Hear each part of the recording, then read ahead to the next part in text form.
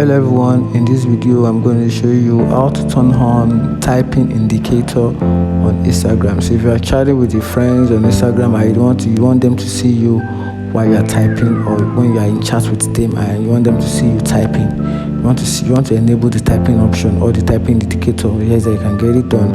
Open your Instagram app on your phone, then tap on the chat icon, which is the messaging app logo. Tap on it at the right top corner, then you tap on the profile or the particular friends you want to turn on the indicator option for. Just tap on this particular person, then you tap on the name of the person, then you tap on privacy and safety, then you tap on typing indicator. Just toggle it on. Then whenever you and this particular user you are in chat, the person can see you from the other end that you are typing. And that's it. If you find the video helpful, I can follow.